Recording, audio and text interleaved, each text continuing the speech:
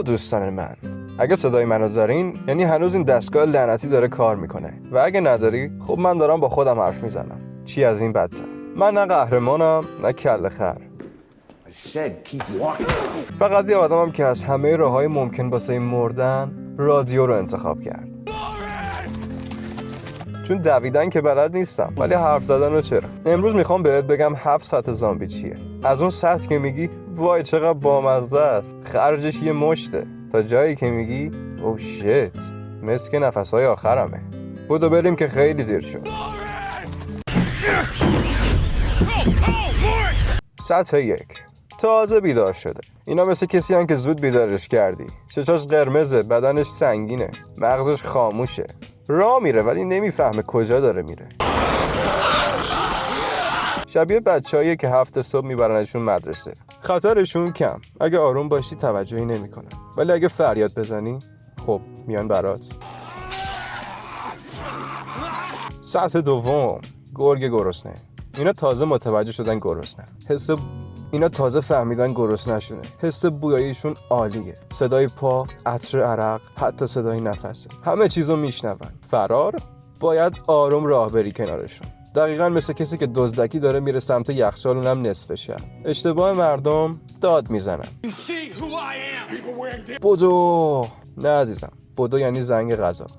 سطح 3. حمله کور. اینا نمیفهمن چی میخورن. تو باشی یا یه بالش حمله میکنن. شبیه اون دوستت که ژتون ماشین سواری رو میدزده فقط چون میتونست. خطر واقعی تعدادشونه. یه دونه رو با یه مشت میزنی، 10 تا گاوت زایده است. سطح 4. حافظه عصبی. بعضی چیزا تو مغز میمونه. اینا یادشونه تو زندگی قبلیشون چطور میدویدن، چطور میجنگیدن و این خیلی بده. فکر کن قهرمان کاراته باشه و زامبی بشه. اون موقع میخوای تو چی کار کنی؟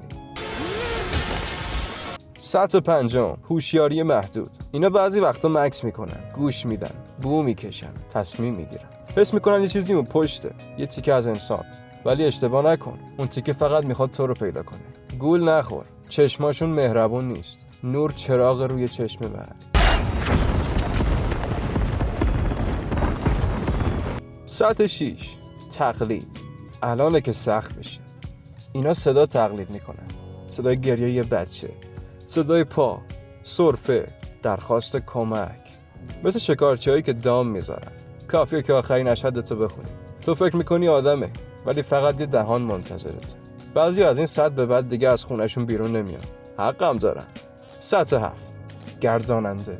بهترین توضیح، تو با زامبی طرف نیستی، با یه ذهن متفکر طرفی. اینا گروهی کار میکنن، محاصرت میکنن، صبر میکنن، اشتباهاتشون رو تکرار نمیکنن. اگه سطح 7 دیدی معمولا دیگه وقت فرار نیست، چون قبل از اینکه بفهمی دیدیش اون مدت تاست رو پیدا کرده، دامشو انداخته. کسی که اینا رو دید یا حرف نمیزنه یا دیگه نیست که حرف بزنه. من اینو جلوی آتیش ننوشتم. اینا پشت یه میز فلزی هم با یه لیوان آبی که مزه غبار میده. میدونم ترسناک بود، ولی اگه من نمیگفتم خب کی میگفت؟ تو هنوز زنده ای و این بهترین چیزه. تنها قانون زنده موندنه. آروم باش، کم حرف بزن، فرار کن، فکر کن و مهمتر از همه اگه تو جنگل بودی و یه صدای کمک شنیدی از من بشنو، نرو سمتش. من دوباره روی موج میام، الان باید برم.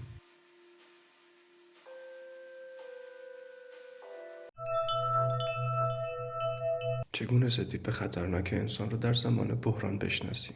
وقتی برق می رود، دنیا با انفجار تمام نمی شود. با سکوت تمام می شود. نه نیروی انتظامی، نه قانون، نه تلفن اضطراری. فقط تویی، وسایلت و محله‌ای پر از آدمایی که فکر می کردی می شناسیشون. اما حالا گرسنه‌اند، درماندن و بعضیشون پیش از خاموشی هم شکسته بودند. کسی اینو به تو نمیگه. بزرگترین تهدید در یک فروپاشی گرسنگی نیست، آدم ها هستن. در همین لحظه در فاصله 1 کیلومتری تو 3 نوع انسان وجود داره. تو هنوز نمیدونی که چه کسانی هستند، اما هنوز وقتی شبکه از کار بیفته چهره واقعیشون نمایان میشه.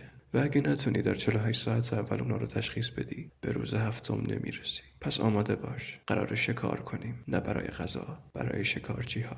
نوع اول، انسان تو خالی، کسی که دیگه چیزی برای از دست دادن نداره. تصور کن مردی که خانواده‌اش رو از دست داده، خونش ویران شده، آینده‌ای براش نمونده. در خرابه های زندگی گذشتش ایستاده و چشمانش خالی است.